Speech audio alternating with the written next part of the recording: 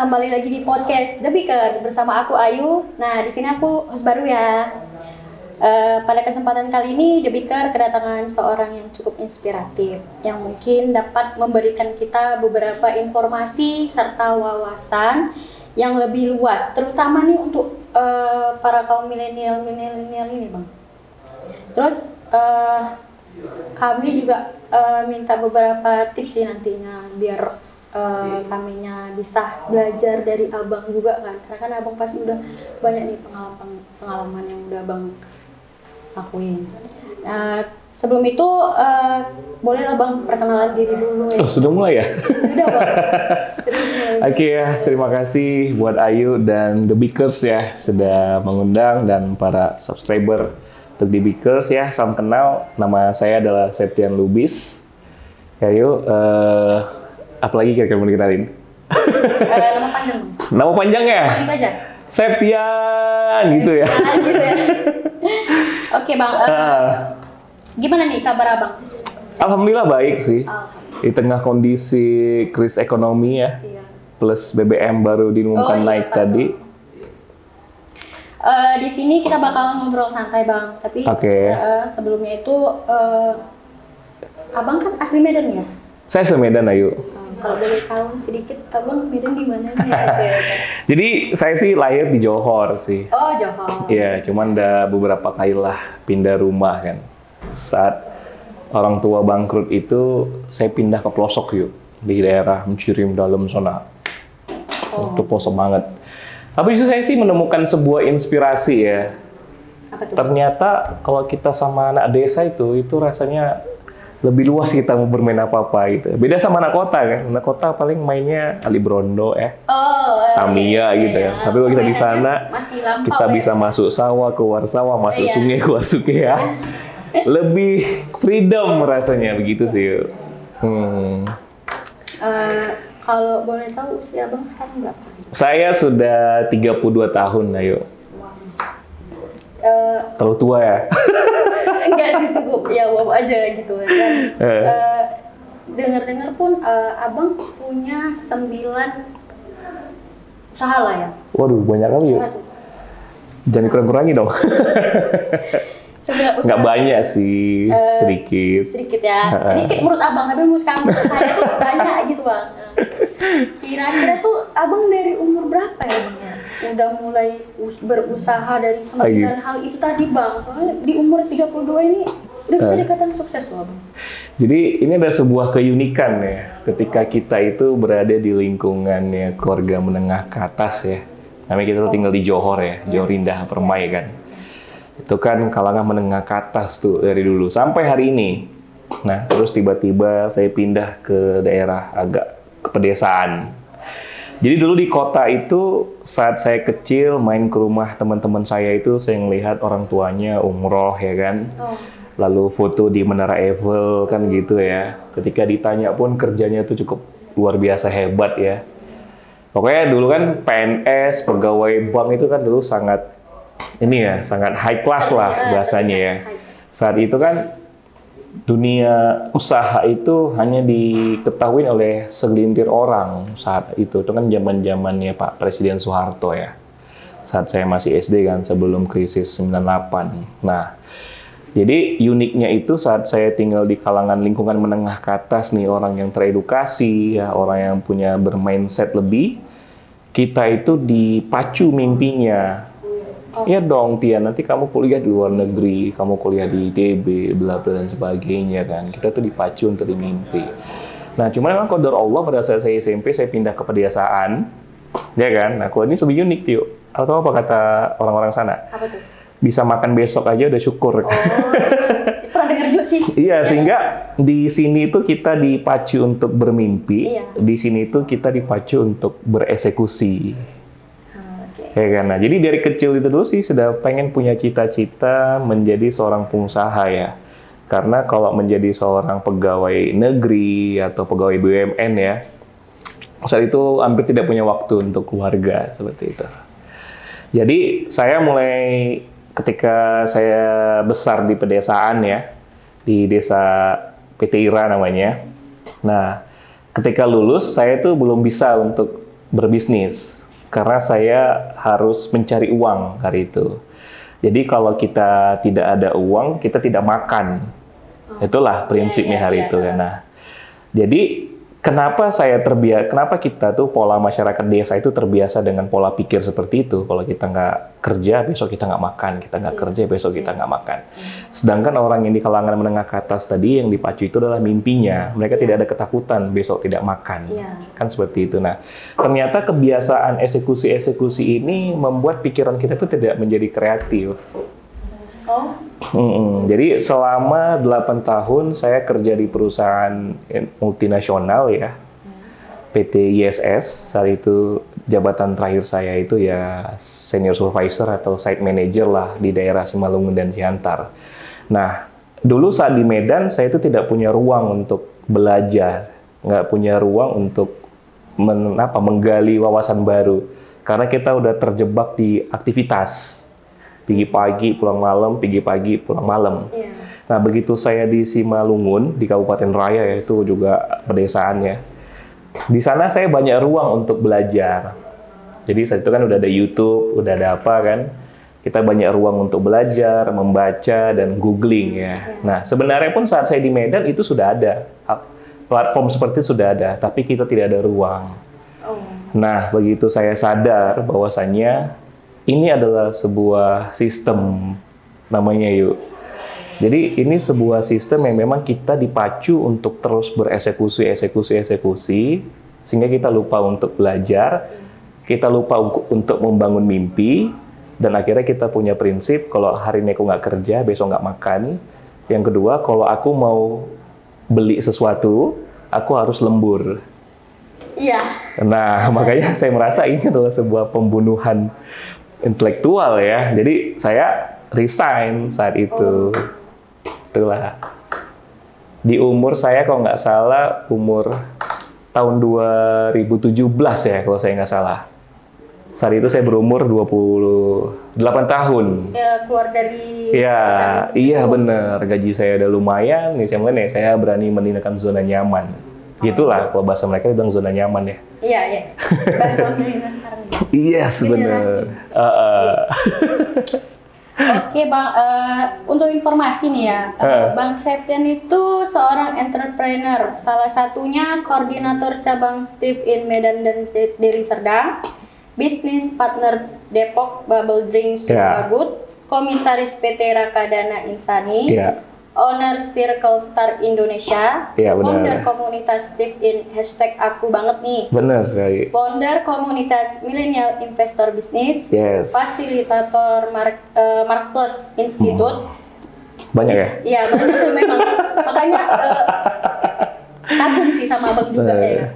Jadi itu sebenarnya hanya bisnisnya aja sih yang banyak yuk. Kapanpun kita bisa membuka bisnis, kan gitu. Pertanyaannya, apakah ini bisa berjalan? Kan gitu ya. Nah, jadi kalau sebenarnya sih saya dari ketika saya resign, saya itu memulai dari seorang sales berjualan. Padahal dulu saya takut untuk ngomong di depan, saya takut untuk berjualan ya. Karena banyak orang yang takut berjualan. 2017 saya mulai berjualan tiket seminar hari itu. Jadi kan situ lagi ini seminar-seminar bisnis ya. Memang nggak terlepas. Itu eranya era Tung Desa Moringin, ya, Ipo Santosa, pokoknya motivator-motivator bisnis lah.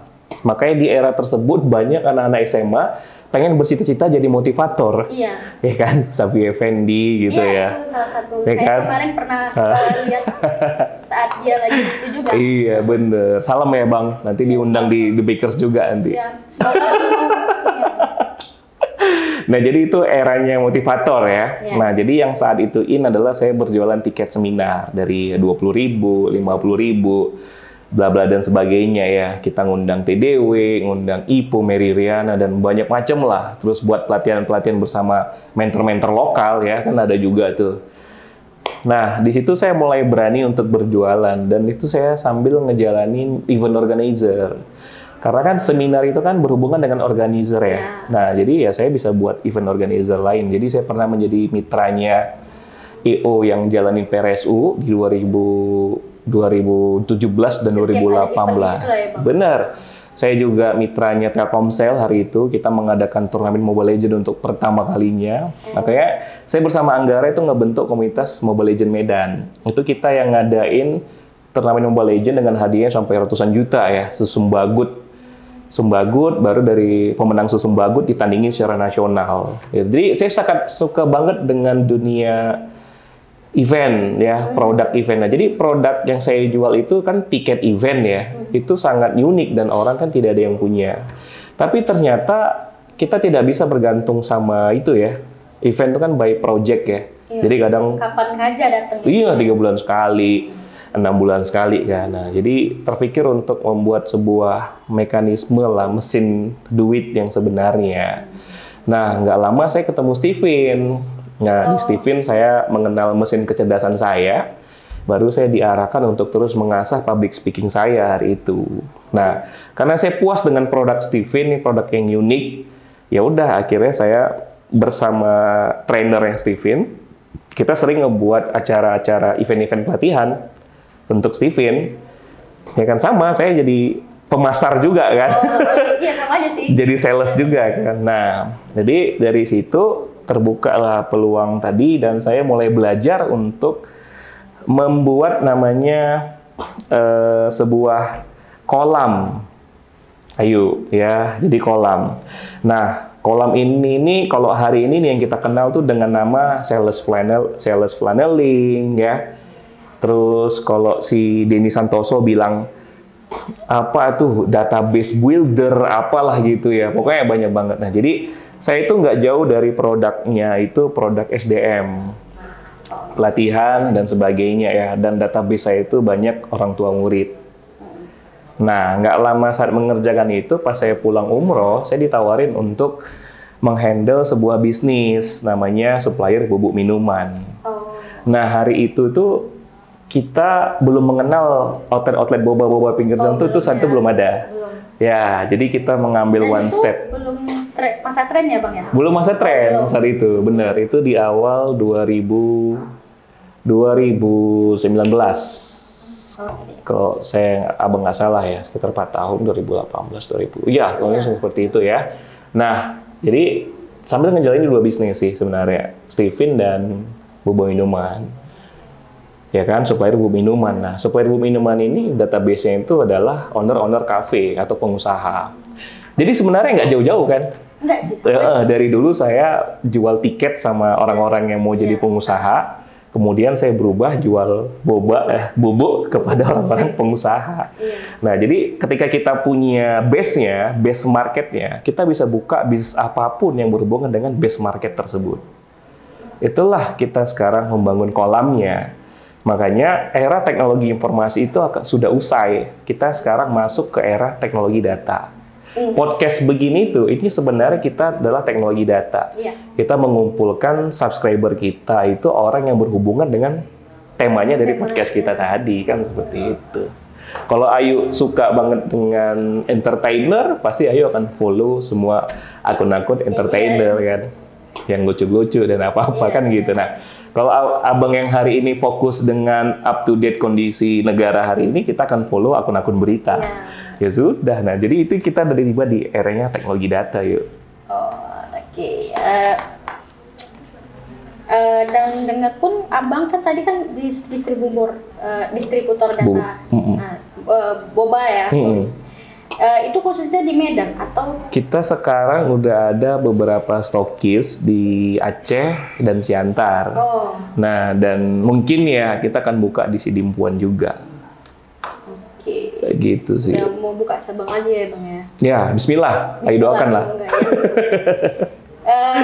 Asal mulanya tuh gimana Bang? Awal-awal abang membangun usaha itu gimana sih?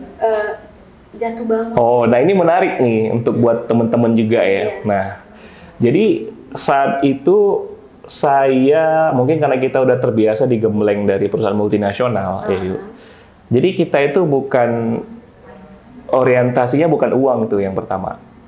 Orientasinya bukan uang, tapi kita ngebangun personalize diri kita, ya kan?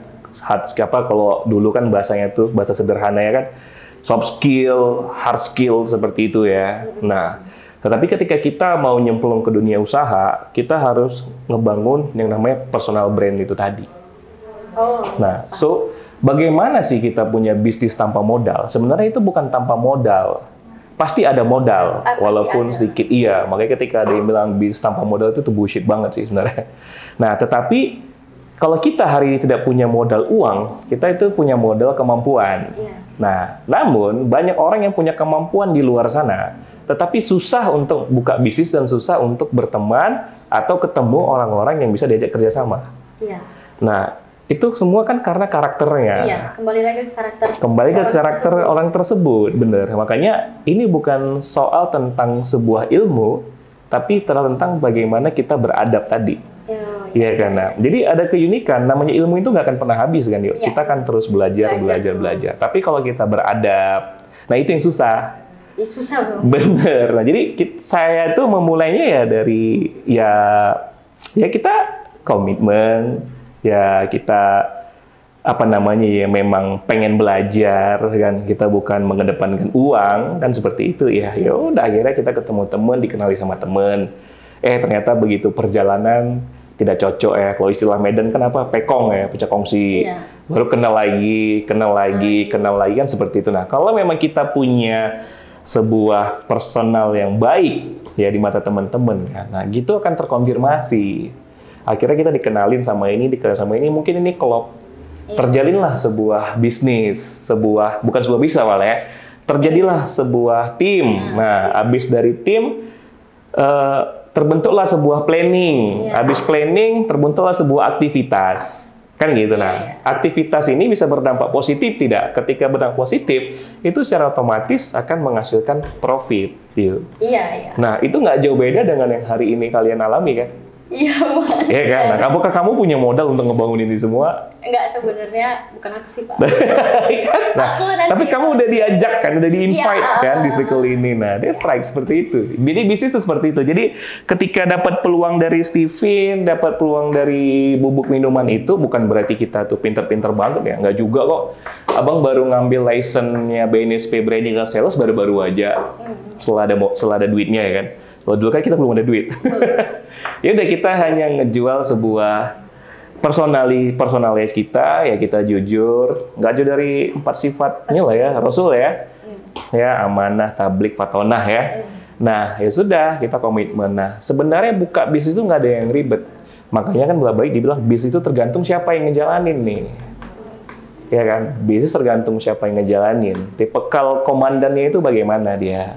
Tapi kalau dibilang buka bisnis kita harus ahli ini, sebenarnya tidak sih. Yang penting seiring dengan perjalanan kita mau belajar terus, itu aja sih. Terus kan Bang, dari yang aku resapi yang baru Abang sampaikan, jadi menurut Abang tuh lebih mengutamakan modal atau tekad. Apalagi di zaman sekarang ini kan milenial itu kan kayak males gitu Bang, nabung gitu Bang.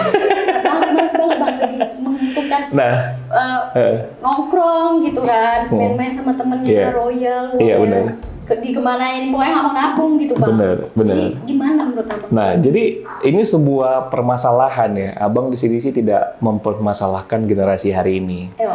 Yang kita permasalahkan adalah sebuah gap. Tadi kita kembali ke cerita saat Abang kecil.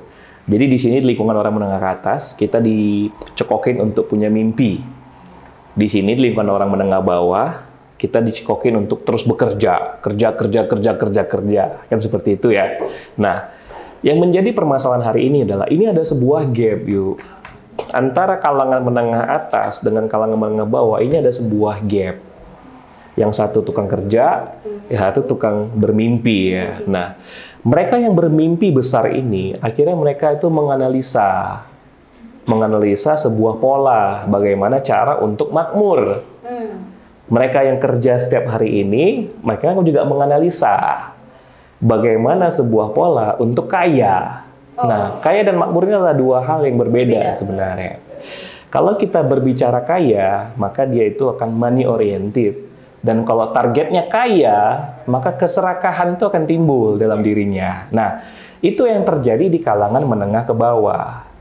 Arisan, arisan sembako, Jula-jula itu ada di kompleknya orang-orang menengah ke itu ada di circle-nya orang menengah ke bawah. Atas. Nah, Atas kan? orang menengah bawah kan? Oh, bawah. Arisan, sembako, iya, paham. ya kan, dan sebagainya. Nah, abis itu kena tipu. Kabur dia, pindah rumah. Ya kan, nah, orang menengah ke atas kan hampir jarang mereka yang seperti itu. Iya. Ya kan, nah jadi orang milenial ini males, ya kan, begini, begono. Nah, jadi efek dari sini, ya kan, ada sebuah terjadi gap. Nah, tiba-tiba teknologi informasi itu muncul. Instagram, dulu Friendster ya. Friendster itu dulu. Pertama kali itu Friendster, itu zamannya abang masih SMA ya. Friendster itu yang bisa make hanya orang-orang menengah ke atas, artinya orang kota. Iya. Ya kan? Nah, baru muncul Facebook dan lain. Nah, teknologi informasi yang muncul di Indonesia itu terlalu cepat. Nah, orang-orang yang tadi terbiasa dengan eksekusi, kalau kau nggak kerja, kau nggak makan. Tiba-tiba mereka ngelihat orang kaya yang hari kerja, hari weekdays, tapi bisa liburan bersama keluarga. Nah, ini menjadi sebuah inspirasi dong. Iya. Kok dia bisa ya? Kok aku nggak bisa? Kok aku nggak pernah diajak sama mamaku ya? Kok dia pergi bareng keluarganya? Kan seperti itu ya. Nah, itu membuat mereka mencari tahu itu. Bagaimana kok bisa? Kan gitu. Nah, tiba-tiba masuk pula informasi kayak binomo, Bla dan sebagainya, ya kan? Nah, ikutlah mereka dalam operasional itu, dapat duit, berhasil, sombong dong. Lalu tiba-tiba mengatakan, lo harus kerja keras biar kaya kayak gua, makanya lo kerja keras, gua dulu juga susah kayak lo, kan gitu dia bilang ya. Nah, dia itu hanya dapat peluang aja. Kalau dulu tuh zaman abang Lajang tuh kan MLM, yang seperti itu. Ya kan, MLM A, B, C, D, saya nggak sebut merek lah, nanti saya kena sidak pula sama kawan-kawan. Ya kan? Iya bener, nah, makanya supaya bisa menarik orang lebih banyak, mereka itu rela ngutang mobil. Pakai BMW, ngutang padahal, terus bilang sama downline-nya, woi gua nih mobil, gimana caranya bang? Jualan lalu banyak, kerja keras katanya seperti itu, padahal dia kagak. Dia hanya nyuruh orang di bawahnya aja, karena mereka udah terpaku, gue pengen punya mobil. Kan tadi mindsetnya pengen kaya. Ya kan? Ya udah, akhirnya mereka kerja keras dan menggitukan lagi di bawahnya, Seperti, nah mereka yang berada dalam circle menengah ke atas ini, mereka membangun mimpi, membuat langkah-langkah kerja, belajar, ya lalu karena memang mereka di lingkungan orang kaya, dapat relasi dari teman ayah, teman mama, ya sudah. Gampang ya kalau gitu ya bang ya? Dibilang gampang sih nggak juga, karena ada juga anak orang kaya yang mungkin melenceng, kan banyak juga ya. Nah, tapi sih kenapa anak milenial tadi males ini sebagainya, gara-gara teknologi informasi yang kenceng tadi itu membuat mereka kiblatnya kemari dong. Tapi mereka lupa, mereka punya adik yang harus disekolahin. Mereka orang tua yang mungkin cuma satpam, nggak punya gaji besar, tapi nuntut pengen punya iPhone. Nah, ini intelektual ini nih yang harus diajarin sebenarnya. Iya, menguntungkan keinginan ya daripada kebutuhan. Nah, datang guru kita malah sibuk melarang pakai handphone. Seharusnya daripada guru kita melarang pakai smartphone, mending melarang apa yang mereka lihat di smartphone tersebut. Iya, bener sih. Iya kan? Nah, seperti itu sih. Iya ya bang ya, kok baru kepikiran juga. Ya ampun. Jadi bang, dengan gaya hidup yang mewah ini bang, menurut abang kebebasan untuk finansial itu bisa dilakuin hanya sekedar mimpi atau? Ya, istilah financial freedom itu adalah sebuah kemakmuran artinya yuk. Ya, kita tuh hidupnya biasa aja sebenarnya. Orang-orang menengah ke atas nih, itu orang makmur hidupnya biasa aja yuk. Biasa mau sarapan di Paris, ke Paris. Biasa mau mandi di Dubai, ke Dubai. Coba apa mandi ke Dubai ya? Seperti itu kan. Nanti mereka pagi mau kemana, siang mau kemana, sore mau kemana, bebas, biasa aja gitu. Ya, aku hari ini nggak mau ngantor jam sekian, ya udah, ntarlah mau main sama anak dulu. Kan pengennya seperti itu kan, orang bebas finansial itu adalah kemakmuran. Nah, tapi bagi beberapa orang dari kita, mereka mengatakan bebas finansial itu ketika aku pakai iPhone 12 Pro Max, aku naik NMAX, aku naik BMW yang harga 1,3 M. Nah, bagi mereka itu seperti itu kebebasan finansial. Padahal itu sebenarnya salah. Ya, nah ini sangat unik terjadi. Oke, jadi anak desa ini kan mengalami pertumbuhan yang cukup lebih ramai dibandingkan anak kota ya. Anak kota itu rata-rata anaknya 1, 2. Anak desa itu 4, 5. Nah, tiba-tiba mereka dewasa. Pertumbuhan ekonomi terjadi. Mereka kerja ke kota dong. Iya. Ya kan? Kerja ke kota. Nah, ini adalah sebuah keunikan yang sangat lucu. Karena mereka tuh dari kecil udah terbiasa, bukan dari kecil, dari lajang udah terbiasa pergi kerja itu 1 jam, 45 menit di jalan, pergi 45 menit, pulang 45. Itu mereka udah terbiasa loh. Nah, akhirnya ketika mereka sanggup membeli rumah, ya kan? Mereka bukan sanggup membeli rumah, sanggup mencicil rumah, walaupun di ujung kota, mereka terima itu. Mereka terima itu. Karena mereka berpikir yang penting rumahku cicilannya murah. Itulah rumah program subsidi kemarin sangat ramai diminati mereka. Nah, kesalahan orang hari ini adalah mereka kira rumah itu investasi. Padahal itu liability. Liability itu beban utang jadinya. Bukan investasi. Hari ini mereka kekurangan literasi finansial sehingga tidak bisa membedakan mana investasi, mana liability. Aku kira pun juga itu investasi, sama. Bang. Ketika mereka kan jarak kantor nih jauh nih, 45 menit dari rumah ya, kerjanya seperti itu. Nah, mereka mau pakai Honda Beat, pantat panas. Capek, Bang. Gue pakai Honda Beat 1,5 jam nih kan gitu kan. Mending gue beli NMAX. Agak lebih anteng kan gitu kan. Nah, jadi kalau aku beli NMAX, ini akan jauh lebih murah dibandingkan aku naik ojek. Kan itu prinsipnya, ya kan? Kayaknya kalau pengeluaran aku naik NMAX lebih murah dibandingkan aku naik Gojek. Nah, yang mereka hitung hanya satu item, yaitu item minyak dibandingkan dengan item ongkir Gojek. Mereka tidak menghitung item mengganti ban, servis, berkala. Tambah lagi NMAX ternyata spare part-nya mahal dong dibanding Beat. Bener kan? Logika kan ya? Nah, kereta kalau dipacu dengan 45 menit setiap hari pulang pergi, itu kan pasti lebih capek sebenarnya.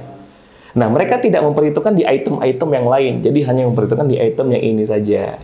Jadi, yang ada di pikiran mereka, udah aku hemat, terlihat lebih keren. Nah, seperti itu. Nah, kalau kita lihat ke negara-negara maju, ya, itu rumah yang di desa, itu rumah orang-orang kaya. Nah, rumah orang karyawan itu tengah kota pakai apartemen, deng, kayak gitu. Jadi mereka itu ke kantor cukup jalan. Mereka kantor cukup jalan. Nah, kalau jalan kira-kira sehat nggak? Sehat. Jalannya paling 10 menit, 15 menit. Itu sehat. Nah, itu sebuah siklus yang bagus sebenarnya. Tetapi mereka merasa beli rumah di pinggiran kota itu investasi. Ya kan, terus supaya operasionalku murah, aku beli sepeda motor atau aku kredit mobil Agya, Kalia ya dan lain-lain kan seperti itu. Nah, itu mindset yang udah dibangun di merekanya memang oleh para konglomerat. Memang supaya tanah di pedesaan itu terbeli ya dan mereka rumahnya terbeli kan seperti itu. Nah, kapan sih kita bisa dikatakan berinvestasi dengan liability ya? Kalau investasi itu kita itu menghasilkan uang dengan uang, itu konsepnya, menghasilkan uang dengan uang, itu namanya berinvestasi ya. Nah, ada yang investasi dengan modal, ada investasi leher ke atas. Kalau investasi leher ke atas itu kan kayak kita belajar, nah itu istilahnya ya. Nah, tapi kalau investasi yang item yang saya maksud di sini adalah menghasilkan uang dengan uang. Nah, kalau liability itu menjadi sebuah beban utang. Ya, kebayang ketika cicilan utang mereka itu menyerap hampir 60% pendapatan bulanan mereka. Itu udah salah konsepnya. Contoh dari yang abang katakan tadi, kalau bisnis itu kan menghasilkan uang dengan uang kan? Bisnis sih tidak menghasilkan uang dengan uang, investasi. Oh iya, investasi gitu. Itu contohnya gimana? Contohnya nih, kan banyak tuh kalau di platformnya Indonesia ya, negeri kita tercinta ini kan ada reksadana, ada bursa efek. Kalau kita beli saham perusahaan A, perusahaan ini berjalan, nanti kita dapat bagi hasilnya. Kan gitu banyak ya. Kalau di beberapa daerah tuh ada yang sistem patungan. Nih, kita nih buat sawah, yo patungan modalnya, nanti panen baru berbagi-bagi, kan seperti itu. Nah, itu kan kita menyerahkan kepada si pengelola. Kita punya uang, kita serahkan ke si pengelola mengerjakan, ada profit dibagi dong ke kitanya. Nah, ini pola yang sama dikerjakan oleh Utsman bin Affan, Khalifah Rasulullah dulunya. Makanya sampai hari ini masih ada rekening dia, masih ada usahanya. Itu udah 1400 tahun yang lalu loh yuk. 1400 tahun yang lalu. Datang umat Islam, anak milenial umat Islam hari ini, mereka malah mengidolakan Elon Musk. Ya kan? Yang baru aja jadi orang terkaya nomor 1 di dunia. Baru aja. Di dunia ya, Bang? Di dunia, baru aja kalau kita bilang. Kita melupakan sahabat Rasulullah yang kekayaannya itu jauh lebih banyak dan punya bisnis yang udah bertahan sampai 1400 tahun. Sampai hari ini.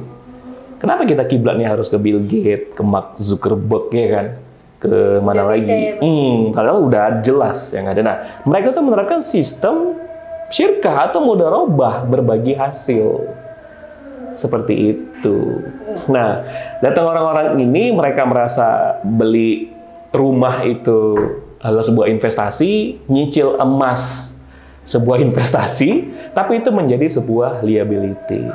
Mereka tidak menghitung cost mereka dari rumah ke kantor itu berapa secara generally, ya kan? Mereka tidak menghitung bahwa cicilan rumah itu memakan mungkin hampir 20% upah mereka, cicilan mobil memakan hampir 20% pemasukan mereka, total 40%, ditambah pengeluaran mereka semuanya 30%, sudah 70%. Belum termasuk biaya resiko dalam kehidupan. Nah, kita kehidupan nggak ada yang pernah tahu kan? Iya.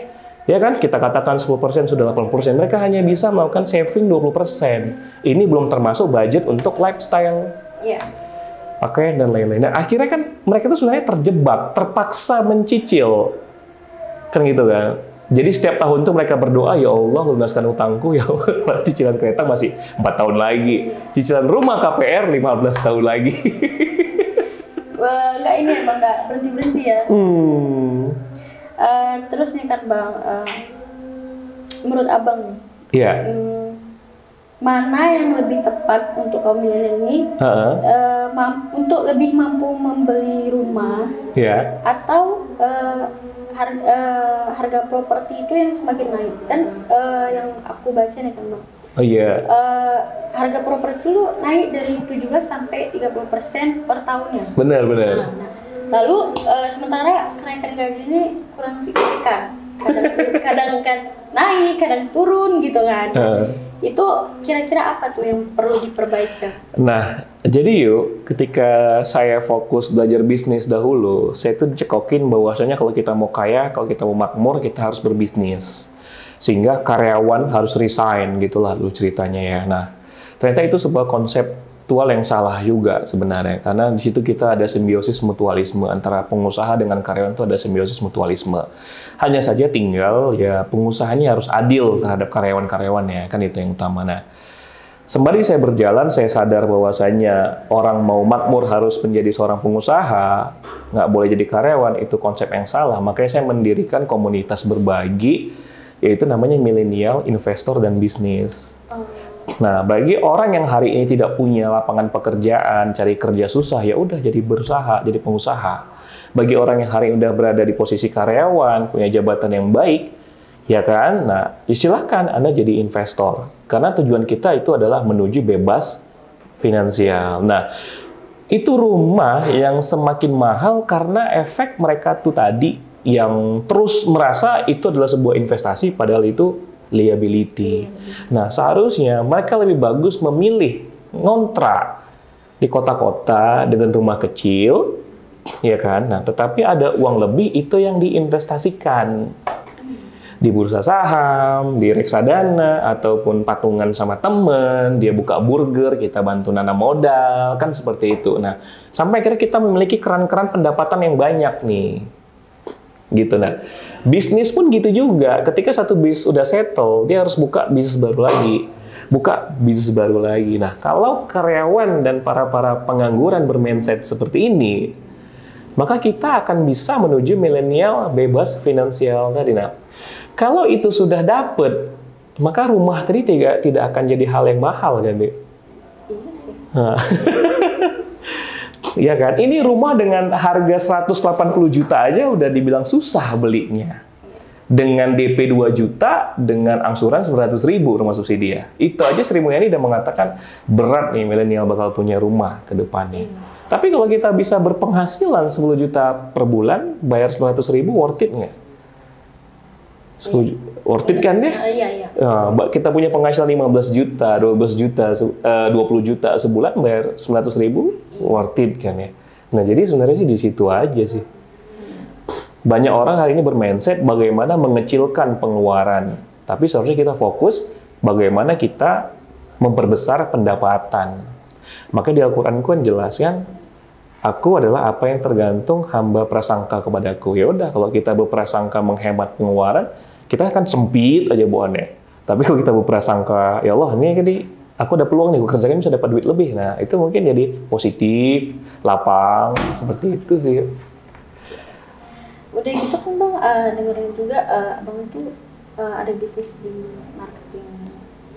Ya, jadi karena saya itu dari mencintai dengan dunia perselesan dan pemasaran, dan saya lihat UMKM hari ini adalah kegagalan mereka itu mereka tidak all out di pemasaran, tapi all out bagaimana membuat produk yang berkualitas. Nah, pertanyaannya, produk yang berkualitas pasti ada konsumennya. Cuman hari ini adalah Anda mau ngejar uang atau mau ngejar penghargaan atas produk Anda hari ini. Kan kita itu aja ya. Kalau dia memang kakeknya Prabowo Subianto ya nggak apa-apa, nggak usah ngejar jualan. Pastikannya produknya betul-betul dapat penghargaan. Tapi kalau hari ini Bapak awak nggak kerja, masa awak fokus untuk penghargaan produk? Ya awak mending jualan produk dong. Nah, UMKM itu seharusnya hari ini mereka adalah fokus bagaimana berhasil menjual sebanyak mungkin, lalu mengumpulkan database tadi itu. Nah, database tadi ini menjadi sebuah kolam yang kita bisa melakukan dengan upselling, cross-selling, atau produk-produk yang lain. Artinya produk itu gampang banget dong sekarang yuk. Nah, jadi saya kemarin mengambil license BNSP Branding dan Sales itu sebenarnya untuk mengabdikan diri kepada UMKM sih. Karena emang hari ini keunikan Indonesia itu adalah kita punya demografi yang banyak, ya, dan UMKM itu tuh kayak menjamur ya. UMKM itu menjamur, tidak kena pajak, buka di pinggiran, ya kan? Dan konsumen menerima itu. Syukurnya menerima mereka kan. Kalau ayo makan bakso di pinggir jalan, mereka kan nggak ada keran yuk. Mangkoknya paling dia cuma bawa 15-20 mangkok. Nah, yang beli ada 100 orang hari itu yuk. Kira-kira nyuci di mana yuk? Iya. Tapi UMKM, tapi konsumen menerima itu loh. Menerima itu. Nah, ayo lihat orang-orang yang jualan gorengan di pinggir jalan, pinggir kurang pinggir, mau jalan itu dilewati truk, mau jalan itu dilewati mobil apapun, tapi tetap ada yang beli gorengan. Nah, itu sebuah keunikan di negara kita ini. Ya, artinya UMKM itu yang menjamur itu, nah itulah yang menjadi sebuah fondasi untuk bisa memperbaiki ekonomi kita lebih baik lagi. Kalau kita hari ini harus masuk ke supply chain, ya kayak ekspor, impor, lalu kita masuk ke pertambangan, perkebunan, kita itu udah nggak dapet celah yuk, karena oligarki udah menguasai itu. Kita pernah mau ekspor, sudah dealing, tapi kita nggak punya bahan. Kita akan dikasih bahan ketika harga naik. Iya, jadi kita pernah juga saat orang lain sibuk nyari minyak makan, ya saya dan tim sibuk nyari cup plastik karena nggak ada barang di Medan. Nah, saking nggak adanya ya Bang. Kenapa nggak ada barang di Medan? Karena tidak ada pabriknya di Medan. Nah ketika saya meriset teman-teman saya yang pengusaha sablon cup, ya itu ada sekitar 10-12 orang kota Medan ya. Kota Medan nih, nggak termasuk di Serdang ya. 10-an ya. Mereka tuh sehari itu menyablon 10.000 sampai 15.000 cup. Kita katakan 10.000 yuk. Kali 10 pengusaha, udah berapa? 100.000 cup per hari. Kali 30 hari. Ayo, 10.000 kali 30 hari, berarti berapa? 300.000 cup terjual setiap bulannya. Kenapa tidak ada pabrik? Karena oligarki yang pegang pabrik.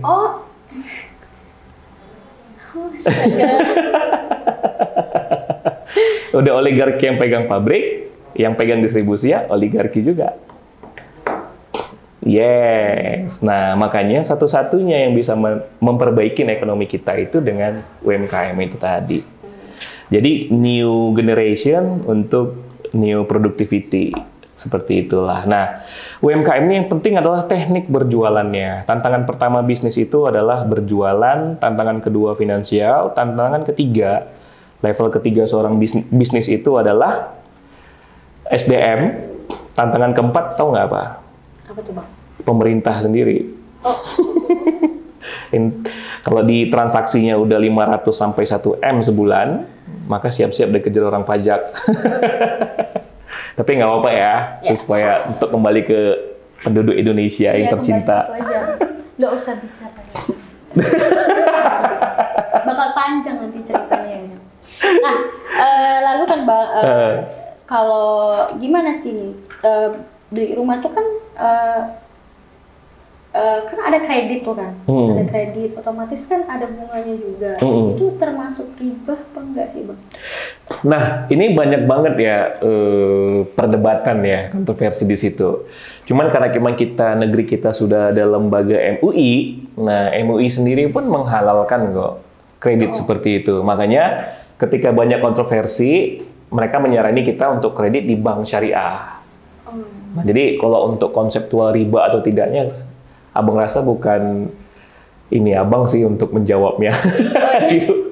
Tapi ya karena bank syariah itu udah halal, ya udah kita ikutin kata MUI aja. Yang paling penting itu tadi, kita harus tahu kapan ini jadi investasi, kapan jadi liability. Jangan sampai terlalu memaksakan kan 50% gaji untuk nyicil rumah. Itu kan berat banget ya. Gitu. Nah, terakhir nih ya Bang ya. Khususnya Ayu nih pengen minta tips dan trik dari Abang. Iya. Itu gimana sih biar bebas akan finansial tersebut? Nah, bagi anak milenial ya, hari ini itu tugas kita yang pertama kali adalah menambah pendapatan.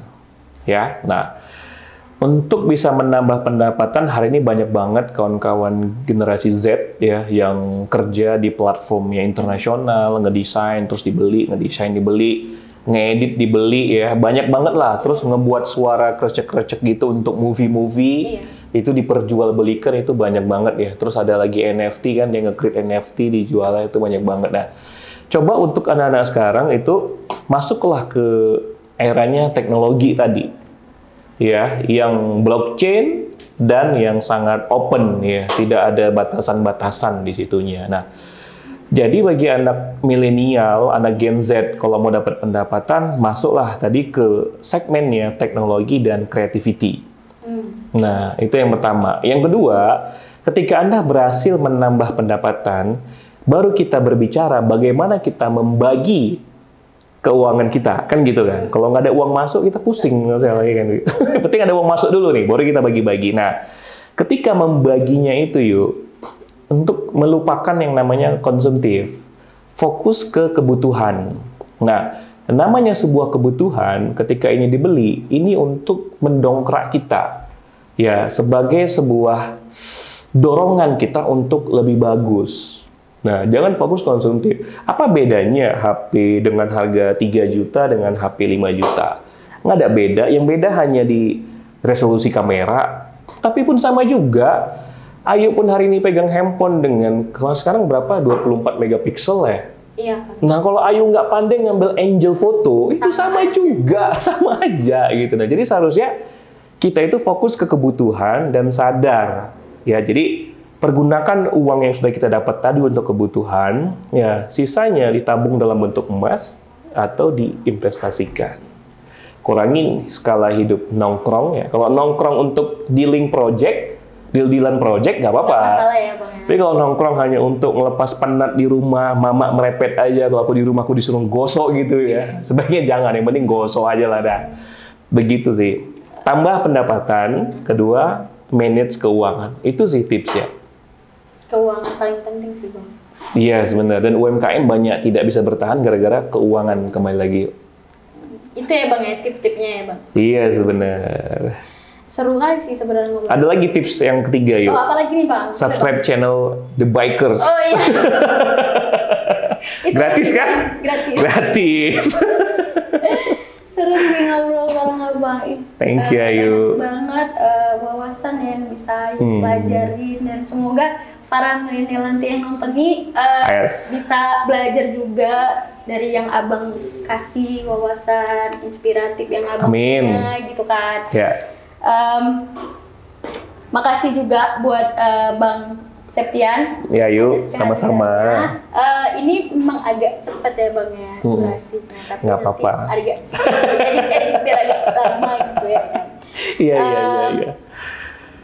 Oke, sebelumnya jangan lupa untuk bergabung di The Bakers Coffee, karena di sini kita ada makanan bebek ireng ya. Nah, di situ juga ada